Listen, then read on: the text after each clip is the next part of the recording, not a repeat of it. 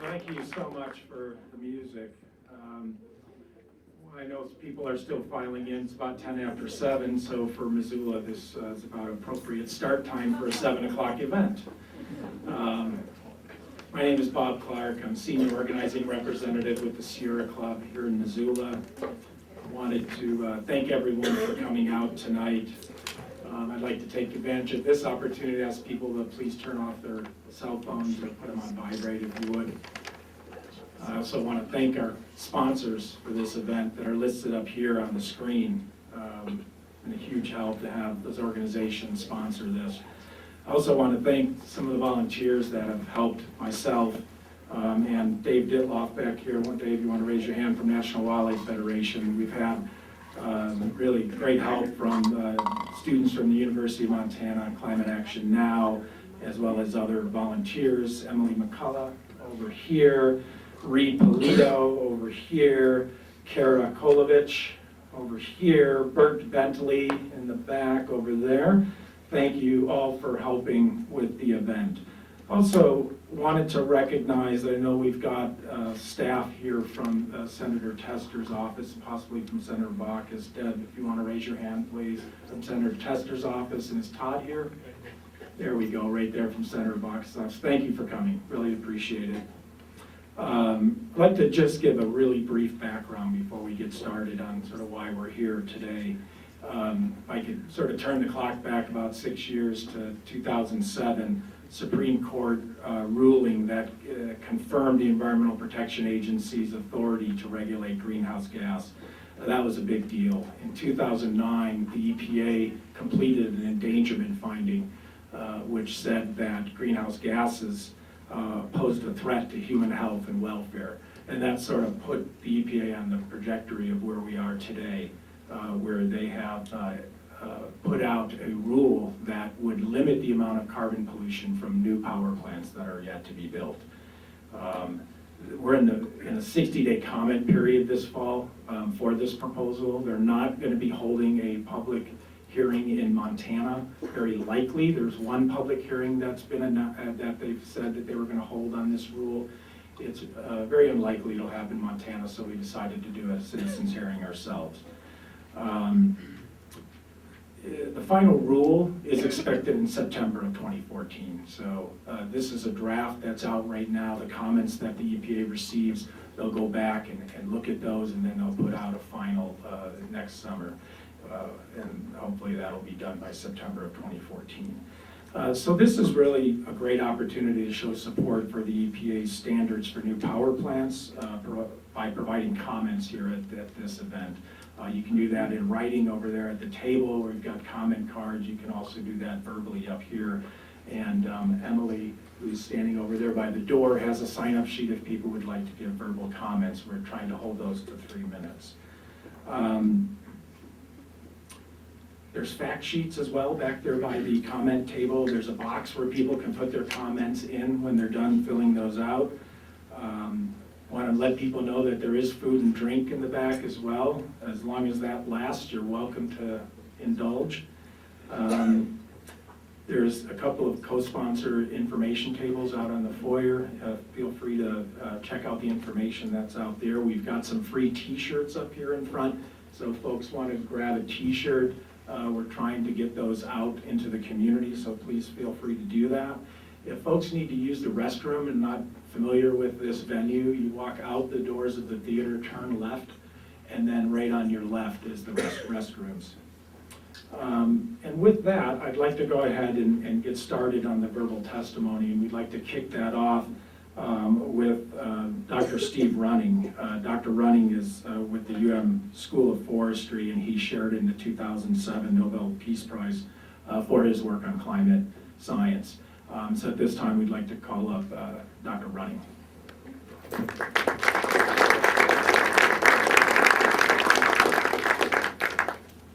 Good evening. First, since it's so rare, I can't help but start with some good news that came today.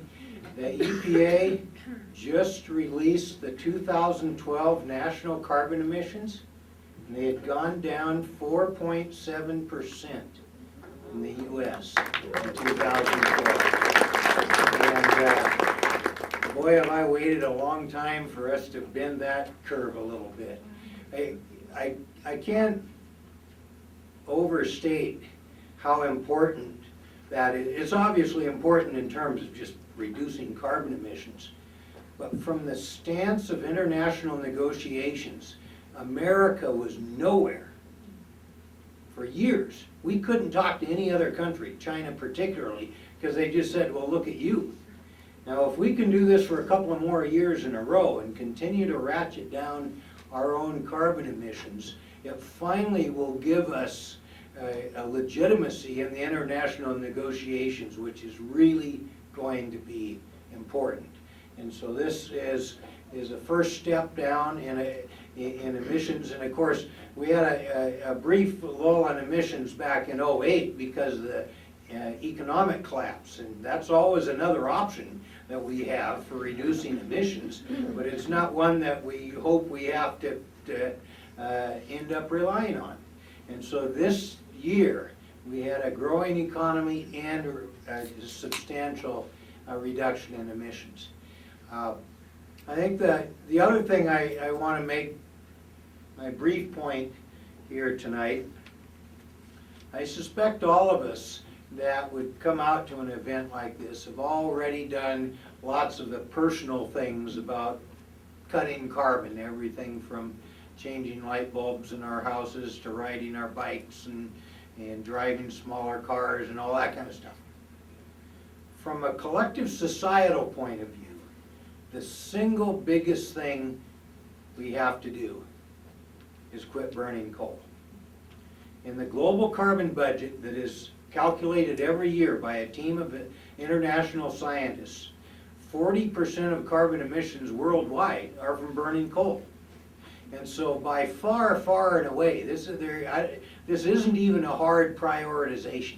The first thing as a society we have to do is quit burning coal and quit selling coal to other countries to burn.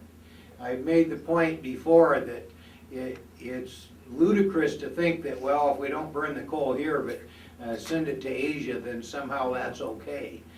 The CO2 comes back in the atmosphere faster than the empty barge gets home. And so it's all one atmosphere, and what we have to be driving for, and I think what this meeting tonight is about, is that we really have to get on a trajectory to quit burning coal worldwide. In the US, we've dropped our fraction of coal-fired electric power production from 50% to 37% in the last just half dozen years. And that's part of how we did this emission reduction in 2012. And so we're on our way on a national basis, but we really can't let up on this issue until on a global basis we're not burning coal for electric power. And the one thing about electric power production is, as opposed to a lot of other things that we may consider doing, there's lots of other options. And so burning coal for electric power, the only reason it's continued this long is because it's cheap. And the only reason it's cheap is because of the economics of all the damage that's done by coal burning have all been externalized to society. So we are all paying the price ourselves for the coal burning that's going on now. And so I think for this activity to really bear down on giving the EPA a strong and loud and solid statement of the interest of society in quitting burning coal. This is the single best thing we can be doing on a societal basis. So I hope we can get on it tonight. Thank you.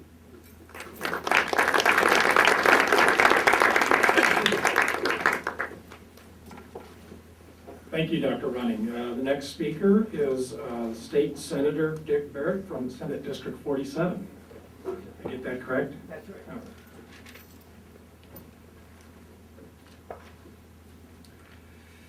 right. Thank you. My interest in this issue, of course, is the interest of any citizen. But it's also, my interest is in the way we address the issues that are before us as political leaders in the state.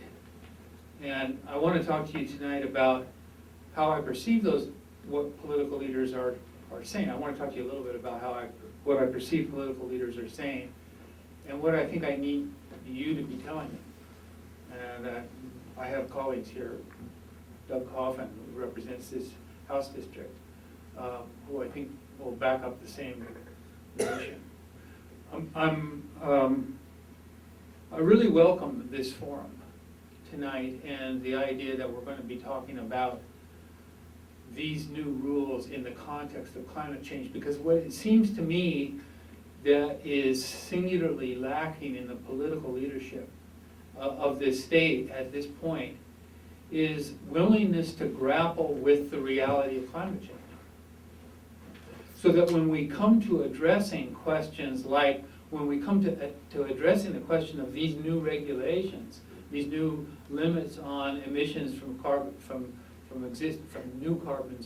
new generating sources, we don't even allow the words climate change to pass our lips. Let me give you an example. Recently, Senator Brandon, who is the chairman of the Environmental Quality Council, that's the Legislative Environmental Quality Council, had an article in the state newspapers all around the state. It was here in the Missoulian, it was in the IR, it was in the Gazette and in Billings. He had an article in the papers, an opinion piece saying that the director of the Department of Environmental Quality, Tracy Stone Manning, and that the governor should oppose these new regulations because of their impact on coal, okay? Because of their impact on Montana coal. That's an extraordinarily parochial view of what's at stake here, because what's at stake is obviously much, much greater. But nevertheless, that really is the way that political leaders in the state of Montana talk about this issue. Maybe they're scared of Steve Running when he says that we've got to get rid of coal. I mean, they're obviously scared. But that's all they look at. They don't look at the other side. They don't look at what's at stake here. And so what I think it's very important for everybody, every citizen to be doing, is to be creating a space, to be and some pressure on political leaders to say, you need to be looking at these issues in terms of climate change. Okay? You need to say that arresting climate change is all important for the citizens of Montana. We're not just all about coal. We're about the future of the planet. We're sharing in the future of the planet, and that's what we're about. Now, all of that said, let me just say a few things that I want to say specifically about these regulations. And I think that these standards for new sources are important, but they're significantly limited in their impact. And I think we need more. And as we move forward, I think we need to talk about doing more. For one thing, these particular standards do not appear stringent enough to slow the growth of emissions, quite aside from the processes that Steve Running has already talked about. Because basically, the trajectory for future power generation and how that future power generation is fueled is already driven by the low price of natural gas. And so these regulations are unlikely to trigger any difference in that trajectory. They're not likely to actually reduce the growth of emissions. And you do have to take account of the fact that new standards for new facilities are addressing, in part, how fast emissions are going to grow. The other side of it, however, is that they also tell us what's gonna happen when we replace existing facilities with, the existing facilities, which are high emission facilities, with new facilities, which under these regulations have to be lower emission facilities. So, nothing in these are likely to change either of those factors. And the reason is that these standards are not sufficiently stringent to make natural gas replacement of coal generation that's going to be occurring anyway, occur any faster. So the bottom line of all of that is that we're not going to be able to address the issue of reducing coal use, reducing fossil fuel use in general, reducing overall emissions on a sustained basis until we have standards in place for existing sources. And I think that's what we have to be looking forward to in the future. Those standards for existing sources are going to have to be sufficiently rigorous that they trigger more replacement of existing sources with new sources that meet these new and rigorous standards. So that's what I think we need in order to put some real teeth into these new source standards. And I look forward to it. I just want to say one other thing about those standards for new sources, for existing sources that are forthcoming, and that's this. Glenn Opel, who works for the Montana Chamber of Commerce and who wrote a column recently for the Chamber of Commerce paper on these new standards, objected to them. And he objected to them on a somewhat ingenious basis. And that basis was that if you set these standards this high, then you'll discourage companies from engaging in innovation. And the reason you'll discourage them from engaging in innovation is you'll set them so high that there'll be a bar that they can't get over, and so they'll say, oh, we can't get there. Okay. Now, I've scratched my head over this argument quite a bit, and I've tried to pick it apart, and I'm not sure that it's right, but I think there's an element in there that you should pay attention to. And I think the bottom line is that as we go forward with standards for existing sources, it would be much better, in my mind, to make those standards in the form of a carbon tax. And the reason for that is that if you have a carbon tax, then any innovation that improves on emissions gives the innovator something. Okay? You have a less than perfect innovation, you're going to get a little bit less than a perfect return, but you're going to get some because you don't have to pay so much tax anymore. Okay? On the other hand, if you have this standard sitting out there that you can't wait, nobody can meet, you say, God, I got a great idea here, okay, on how I'm going to limit emissions, but it's not quite enough to let me actually build the plant and meet the standard. And so maybe Glenn's got a right idea. I don't agree with him about much of anything, but maybe he's got an idea here. And I do think that we should continue to think about comprehensive approaches for both existing and new sources that involve things like carbon taxes or cap and trade or whatever you want to do.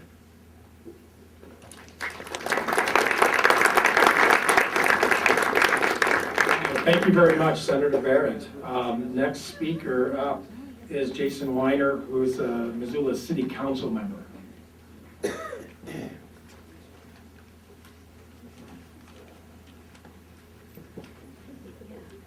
Good evening. Thank you so much for being here. As Bob said, I'm Jason Weiner. I'm a member of the City Council. And as someone who represents Missoulians and sees them every day and hears what they care about, I can tell you that Missoulians care about the future and they care about the climate. And they ask me what I'm doing to prevent climate change and prepare us for the impacts of it. And we do what we can. We have a municipal climate action plan. And it works to reduce the emissions from the city itself. We provide transportation options in terms of complete streets. a transit system that provides a lot of options, and I'll just say you probably got a ballot today that would allow you to vote to strengthen that system. And if you didn't get a ballot today, please get one before November 5th. And we're working to secure our water supply so that we have one of life's necessities in a carbon, in an insecure future. What the city cannot do is regulate carbon, which of course doesn't stop Missoulians from asking me what I'm doing to regulate carbon. So showing up tonight is basically the one thing that I can do. I can support the career appointed and elected officials who are taking steps that they are taking sometimes against entrenched and well-financed opposition to regulate carbon and begin to put us on a sustainable path. I can show up and support the proposed rule on existing coal power plants, on proposed new power plants, and the forthcoming rule on new power plants, on existing power plants that will, that also need to be addressed. These huge sources of atmospheric carbon right now.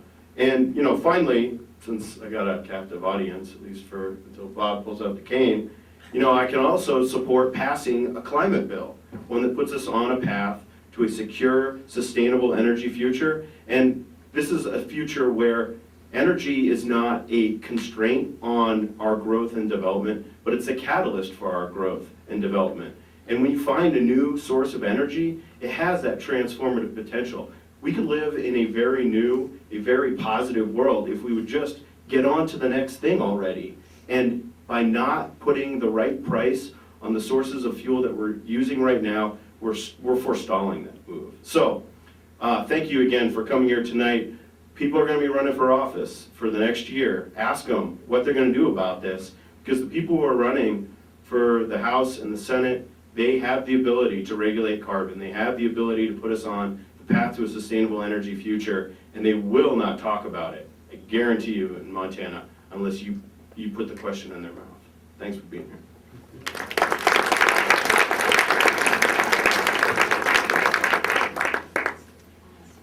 Thank you, Councilman Weiner. The next speaker is Doug Coffin, who represents House District 93.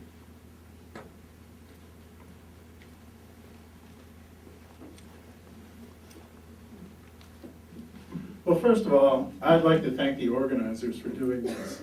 I find it, and I'm not being trite or anything when I say that, because I find it a little bit incredible that the Saudi Arabia of coal wouldn't be allowed public comment to the EPA about coal. And so that's a little bit amazing to me. But so it's very, very important that these organizations put this together. And it's very important that we continue to work on this. Why? Because climate change is the future of our state and nation, both in terms of economics and our environment. I had the pleasure of sponsoring one of the major bills in the last legislature about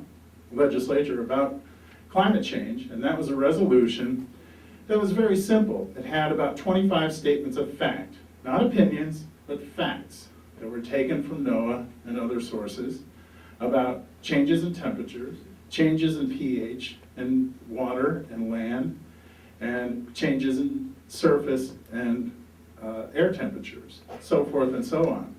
And the number of named storms in the last 10 years, and how the energy in our atmosphere is rapidly escalating. And the models now show climate change to be far worse than the people who provided the initial models in the 1980s. This is more dramatic. This is critical to our future. And we have to win. And the two biggest offenders in climate change in terms of greenhouse gases are coal and the internal combustion engine. We can win on coal. And we have one big thing on our side, and that's economics. Coal is the most expensive way to generate electrical energy. Northwest Energy knows it, and they're planning for an alternative energy future. The co-ops know it, and they're planning. Now all we have to do is get the climate change deniers who killed our bill in the legislature to admit it, to come around to reality. And it was a reality check in essence. We knew they were going to kill it. But it was a reality check for them. To say, all the resolution said is that climate change is real, it's a scientific fact. That we have to do more research on it. So we know how, in particular, it affects Montana. Montana's in the bullseye. Our surface temperatures are going up as fast as any place else in the nation. And that affects agriculture. And you know what? The people in agriculture know it. And they're scared. And they should be. Because of the pH of soil changes, as most of us know, it fundamentally changes the flora and fauna of our state. We have economics on our side because all we have to do is provide the inertia to push coal over the edge. And that's what the people in places like Colstrip are scared of. They're scared for their future. And in a way, I don't blame them. And one of the things we have to do, if we want to do the right thing, is convince them that they have a future without coal too. And that as citizens of Montana, we're going to take care of them. And we're going to help them in this transition. And we're going to make this transition. But we have to admit that it's real. We have to do the research. And we have to plan, more than anything. The Clark Fork Coalition is taking the leadership. So are several of these organizations up here to plan the effects on our watersheds all across the state. Blackfoot, Flathead, so forth and so on. And how our water supplies are going to be affected, how those drainages are going to be affected. Those are just a couple of examples. But the greatest thing about working in the legislature on climate change was the energy that came from people like you. We had a great hearing. We had so many people, they all didn't have time to testify, and we still did that with extra time. So I'd like to thank the people up here who supported our resolution. And I hope that you folks can stay engaged. I wish we had this kind of support for higher ed. It's not even close. You guys outnumber them, the energy is far greater, you know? So keep it up, keep up the good work. We're gonna have a lot of new resolutions. Senator Barrett and several other legislators, we had a conference call last night, planning for the next session. We hope we can include you in those plans. We're gonna have a lot of new legislation proposed, and we're gonna take this head on. So thank you very much.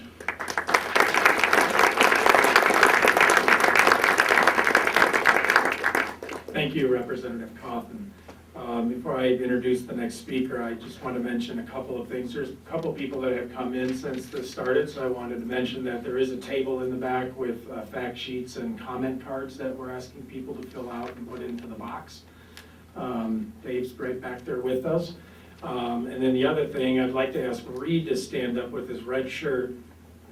There we go. As speakers come up, we're going to try to keep the comments to 3 minutes. So if you keep an eye on Reed, he'll give you a 1 minute and a 0 minute sort of, nudge. With that, I wanted to bring up our next speaker. Jan Home is with an organization called Montana Elders for a Livable Tomorrow. Jan?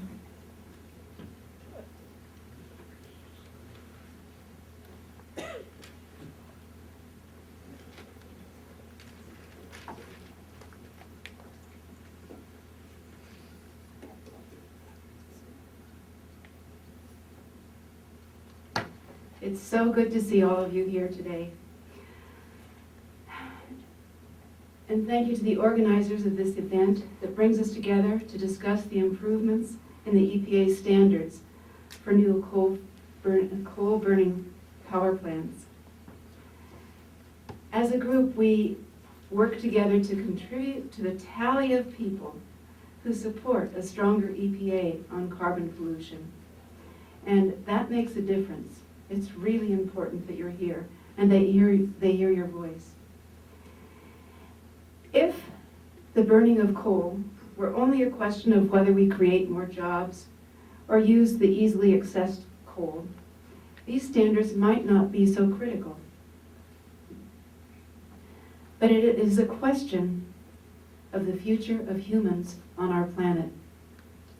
Coal is without a doubt the most CO2 polluting industrial energy source available to us, and our industrial production of CO2 is warming the planet. We don't really know what the final consequences of this will be.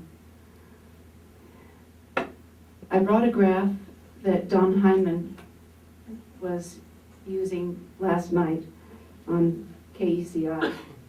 This graph shows what has happened to the Earth's carbon dioxide in the atmosphere over the last 400,000 years. And I have another graph that just shows that the carbon dioxide and methane gases and temperature really track each other very well. I'll get it out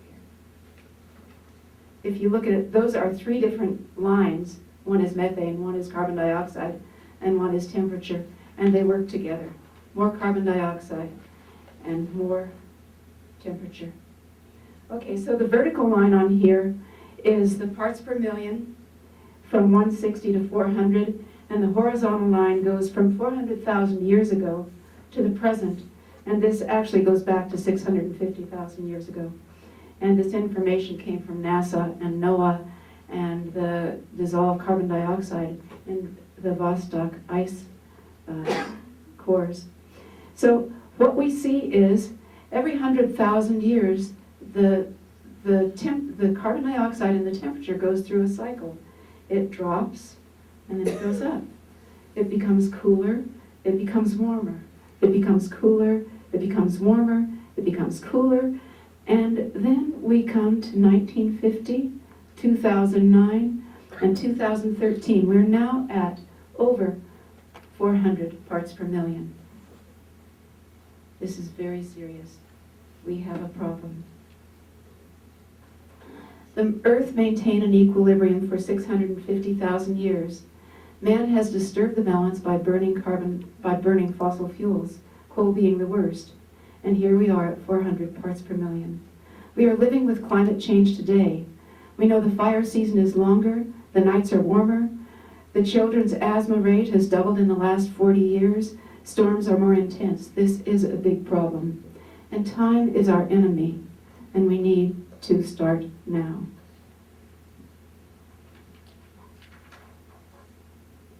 So here we are to support the EPA for acting responsibly to reduce the number of coal-fired power plants being built. Given the gravity of the situation we are in, we need more. Hopefully the EPA will be looking at dirty power plants such as Colstrip in the near future. And thank you all for being here and making a difference.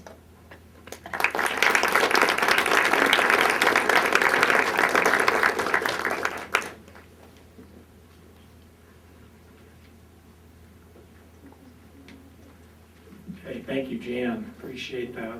I'd like to call up the next speaker now. Vicki Watson works here at the University of Montana as a professor. I'd like to have Vicki come up.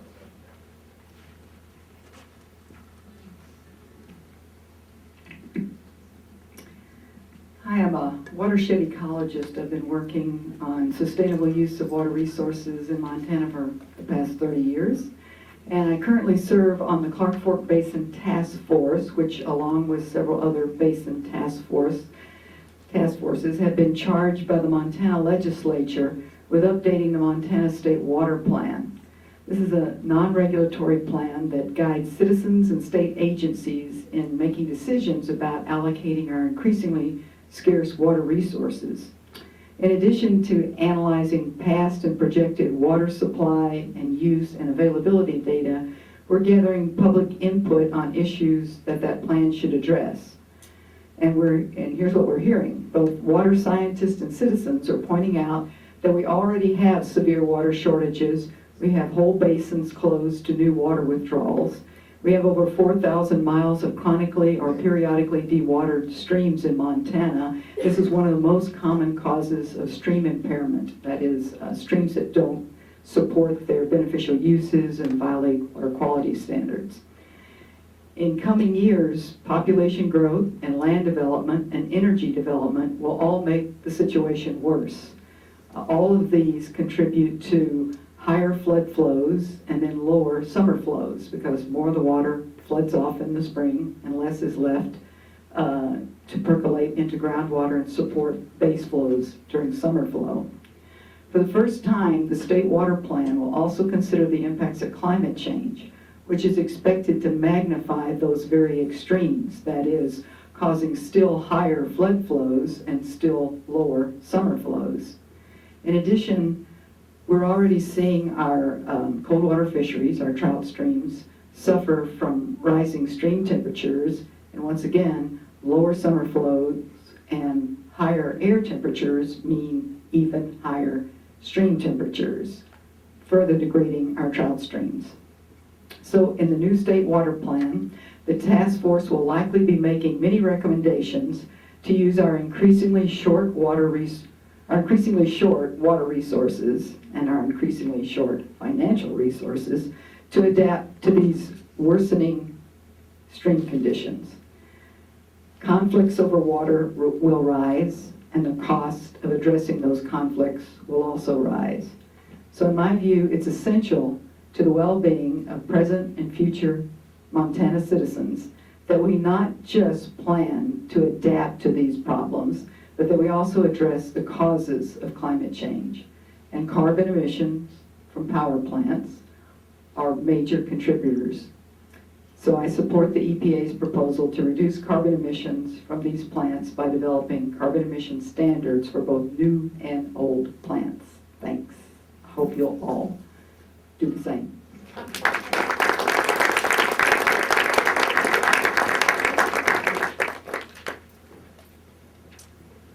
Thank you, Vicki. Appreciate that. Next speaker I'd like to call up is Sterling Miller, who's a retired Alaska Fish and Game and National Wildlife Federation. I said retired, didn't I, Sterling? Okay, I want to make sure I said that. Thanks, Bob, and thanks all of you for being here. Worked for a long time in Alaska. I'm primarily a bear researcher, and at high latitudes, climate change is affecting the environment at a much more rapid pace than it is at lower latitudes. But ultimately, we're all going to get to the same place. I was asked to talk about wildlife adaptation to climate change, which is something I've been working on for about the last 15 years with the National Wildlife Federation.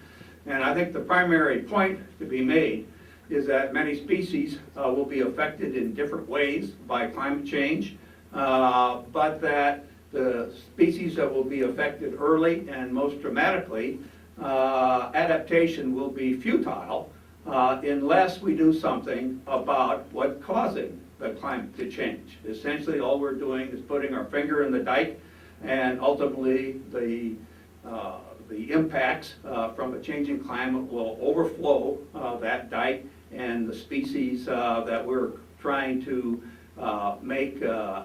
adapt better on the short term won't be able to survive in the long term. Now, there are a number of different things that affect a species' resilience to climate change. I'm primarily a bear guy, so two of the best examples do come from the bear family. Species that have a narrow ecological niche, that have a very specialized to a very specific habitat, that specialized to a very specific food. Those are the species that are going to be affected first and most severely by climate change. And the foremost example for that in the bear world is the polar bear. By mid-century, the expectations are, or even before that, the expectations are that in late summer, the polar ice cap will be completely gone. The polar ice cap, the floating ice over the North Pole, is what polar bears depend on. That's their exclusive habitat. They evolved from a terrestrial species, a brown bear, to adapt to this habitat and to specialize in that habitat. And without that habitat, they can't survive. The habitat will be, it's my expectation, that polar bears will be functionally extinct in Alaska within a very few years, which means there will probably still be some adults, but there will be no recruitment and no young bears. Since they're a long-lived species, adults will linger on for many years, but they won't have recruitment, and that's what I call walking extinction or functional extinction. On the other hand, there are some species like grizzly bears and black bears, which are very adaptable.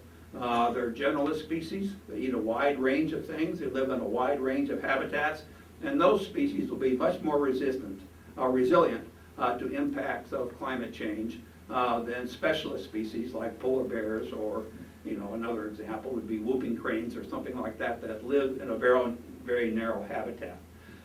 Species that have low reproductive rates will, all other things being equal, will have a harder time adapting than species with very high reproductive rates. And that's because to the degree that species can adapt genetically in the normal process of evolution, if you have very high turnover, you have a higher chance of being able to adapt genetically. However, the rate at which climate change is progressing now far exceeds most events in geologic history, short of asteroids hitting the Earth. And so the ability of species to adapt genetically through Darwinian evolution is very reduced because of the rapid change in the environments that species are exposed to because of the buildup of greenhouse gases and the corresponding changes in the climate. Some species, one of the things that will happen is that climates, envelopes that exist in more southern areas will be moving northwards. So we see this already as species that are evolved like further south, like armadillos and things like that, are now able to move far further north. Species like sage grouse, their center of their distribution has moved over 100 kilometers north in recent decades. Audubon Society's surveys have shown. So as these climate envelopes move around, that doesn't mean necessarily that the habitats will move correspondingly. That's because there's a lot more to a habitat than just a climate envelope. There's soils and other abiotic factors that go into making a habitat suitable for wildlife, and just because the weather or climate conditions are similar in to what they are here, and those conditions now will occur 100 kilometers further north, doesn't mean that the same habitats will occur further north. In this case, terrestrial species are at a disadvantage compared to aquatic species, because their habitats will be shifted around in 2 dimensions on the landscape, whereas aquatic species that live in rivers and lakes will have to stay in the same place. Those are not going to be shifted 2-dimensional, they'll just be shifted in 1 dimension. And so they have somewhat more ability, or humans have, to affect how aquatic species will adapt to climate change than terrestrial species, although it's going to be very challenging for aquatic species too. We already are seeing, for example, increased late season fishing closures because of low volumes of water and higher temperatures causing fish stress, and fish wildlife parks having to close seasons progressively. One of the things I'll just say in closing is that one of the hero of wildlife biology and the founder of wildlife biology was Alva Leopold, who wrote in Sound County Almanac relative to species extinction that the first rule of intelligent tinkering is to save all the parts. Well, I think that we can no longer expect to save all the parts. And one of the challenges of the future is going to be the process of triage and deciding which species we can save and which species are futile to try and save. And so we can address our efforts at the ones that we have some potential of influencing, and not waste resources on ones that can. Now that is anathema to most ecologists and most biologists is completely contrary to the way that we were taught. We all accept the Leopold dictum of intelligent tinkering, but I think we need to examine whether that is in truly the best interest of trying to save wildlife under this unprecedented threat that they're facing now. Thank you very much.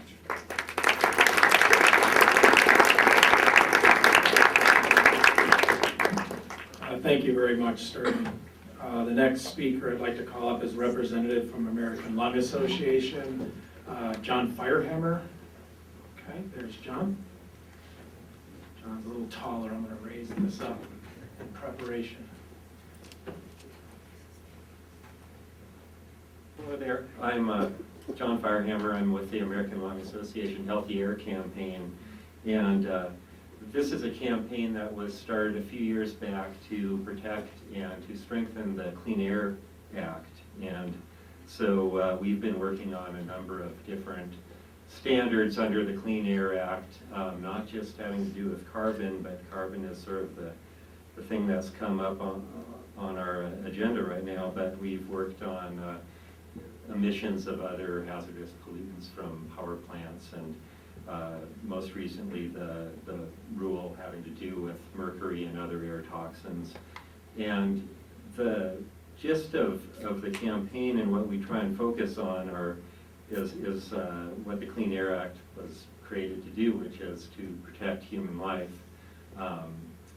by doing everything that's scientifically and technologically possible to reduce hazardous pollutants. And so it was passed in 1970, and since that beginning, we've seen just tremendous reductions in all sorts of pollutants from power plants, which, unlike some folks say, rather than hindered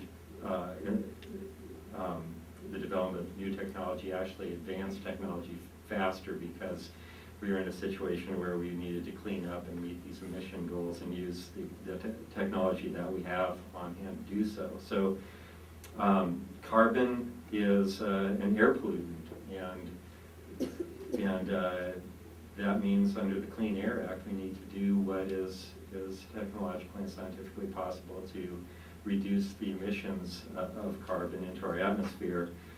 And we do have the ability to do that, and we also have the ability as a country to advance our technology and to start meeting some of those goals in the future. So, and it's all about protecting human health. We've been working with physicians and different health groups around the state throughout this campaign, getting them engaged, doing meetings with physician leaders, and doing some work in the media and sponsoring events and so on to talk about the importance of our Clean Air Act and what it does to reduce asthma attacks, help prevent cancer. The World Health Organization just last week came out with a statement that air pollution is a carcinogen, and so we need to keep all of those.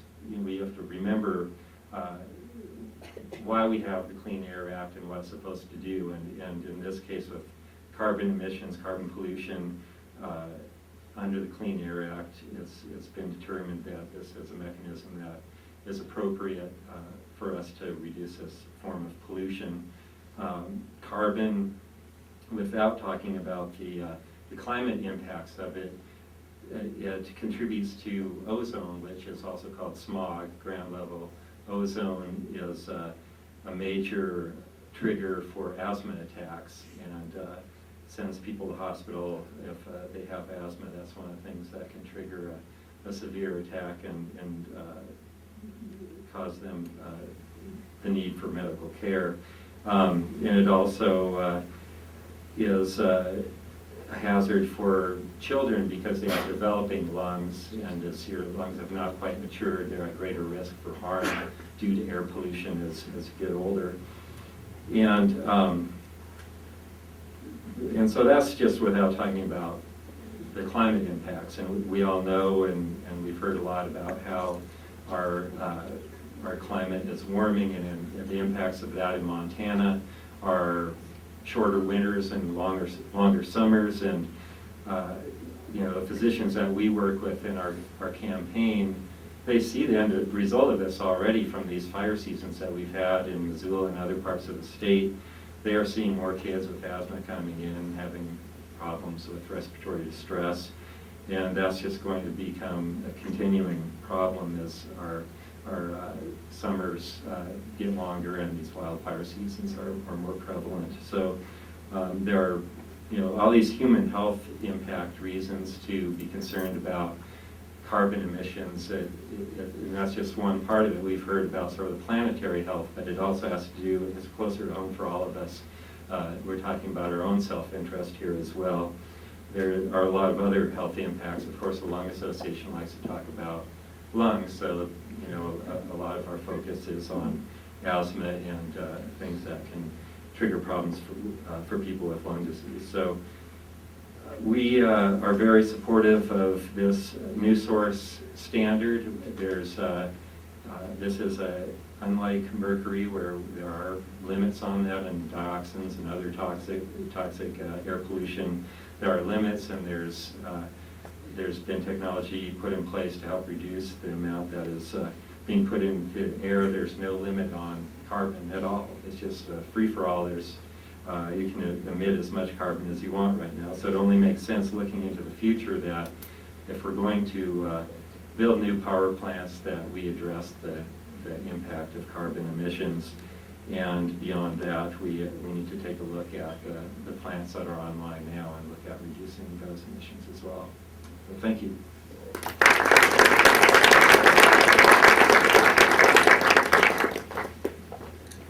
Okay, thank you, John. I'd like to remind folks about the comment card. I don't think I've mentioned about the comment cards yet, have I? Yes, I think I have. In the back, if folks haven't gotten a chance to grab one of those and fill it out, drop it in the box, that'd be great. There looks like there is a little bit of food left too, and feel free to take that.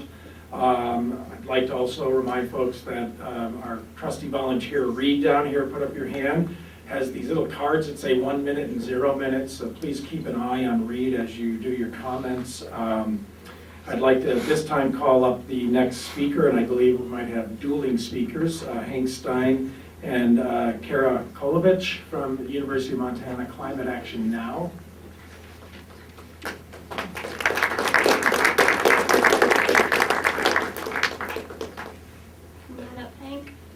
So hi, I'm Kara Kolovich, and like Bob said, we are representing University of Montana's Climate Action Now group here on campus, or CAN. So CAN sees the EPA's proposed carbon dioxide limit for new power plants as the real first initiative our country has taken on addressing climate change. But it's not solely up to government or national organizations to shift us towards a sustainable future. It's us, the young generation, who needs to voice our concerns and desires for a livable tomorrow. We will be the ones bearing the accumulated effects of pollution from years past. Many University of Montana students have come here tonight in support of the EPA's stance on reducing pollutants that cause climate change. We understand that the compromise we face today of consuming cheap, dirty energy that fills our energy needs now but leads to an unstable future. In shifting from fossil fuels to clean, renewable energy sources, we're not only providing a healthier environment, but more resilient communities and social equity and new jobs for those of us graduating soon. Our generation simply wants a fair opportunity to achieve happy, prosperous life. By addressing climate change now and not later, we are working towards a future that is livable for many generations. Here's my fellow CAN member, Hank, who has some exciting news from the Power Shift event that many CAN members went to this last week.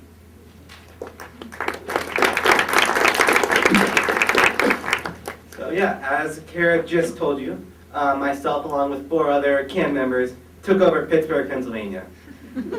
We were attending Power Shift, which is the National Youth Climate Conference, climate change. So, and as you can probably guess, the conference by the name was about shifting the power.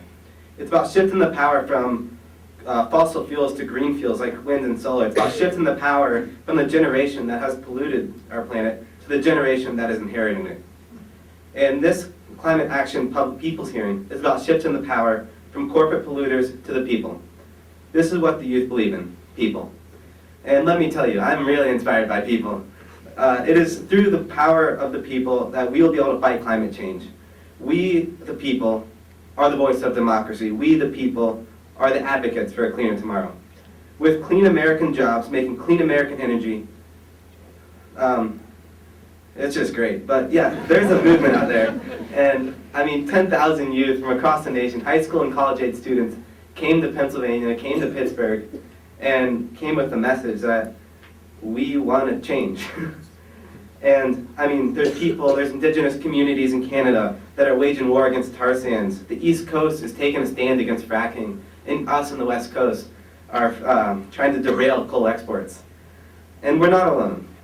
So our individual voices sound great, and our voices together will overwhelm the fossil fuel industry. But the youth also realize that we need to fund solutions, not pollution. And so I'm happy the EPA is starting to realize this too. But we also want more. So to end, I read something online today I thought was really cool. It was about the youth movement. So it goes like this. Yes, we are idealistic, hopeful, creative, and young. But those are our greatest attributes. Thank you.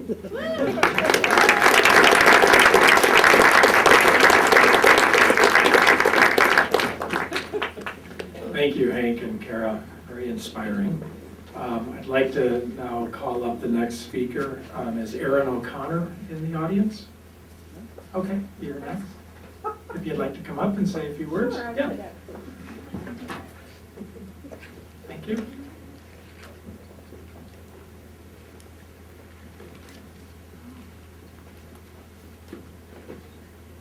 I had no idea I would have an opportunity to do this. That's what you get for not paying really close attention when someone says, sign here.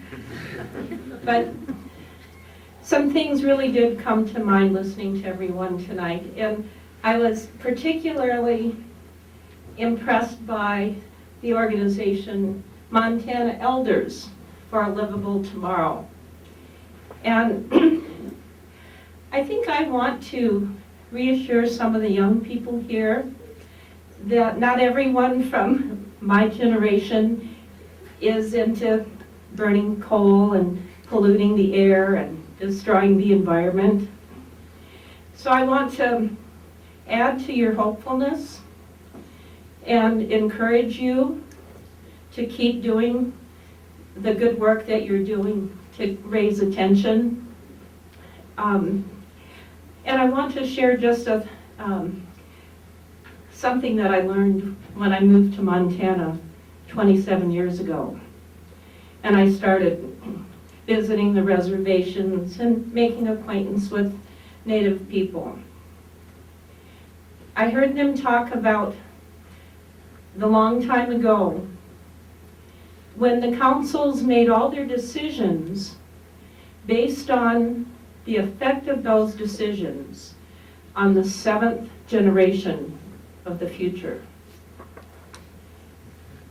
So I just want to remind you that the wisdom is there. So just keep on trucking and get her done. Thanks a lot.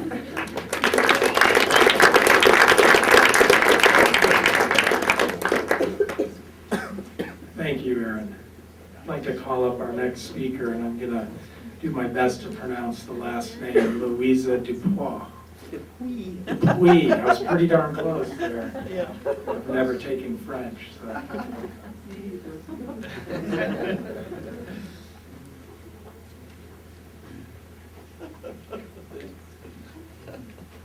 I'm all dressed for this. I didn't know I was coming.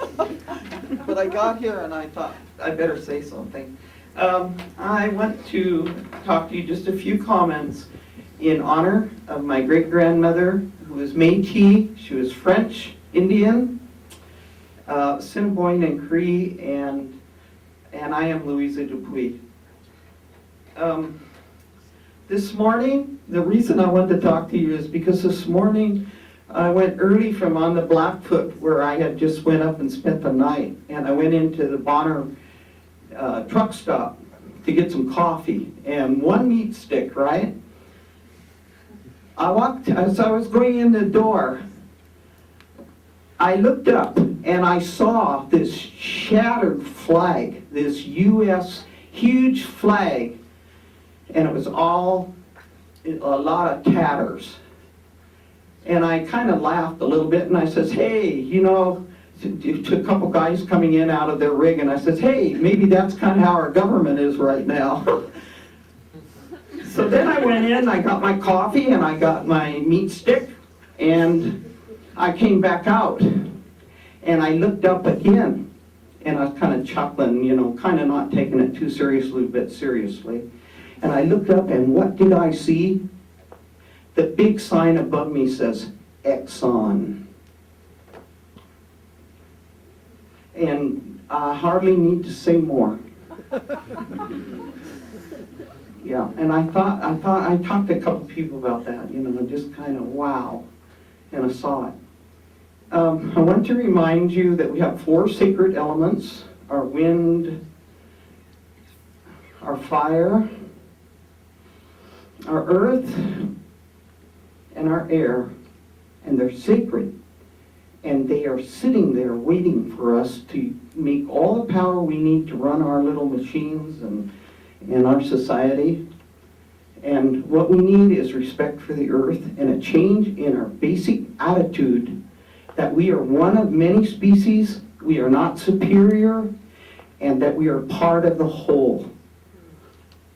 We live on a living, breathing organism, the earth. And thank you.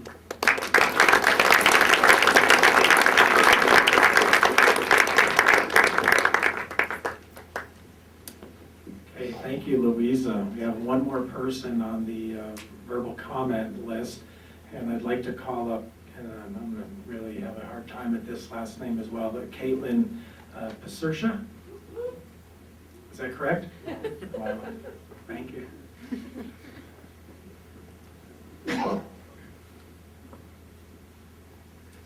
Hi, my name is Caitlin Pasersha, and I'm a student at the University of Montana, as well as an officer of UN Climate Action Now. I'm speaking tonight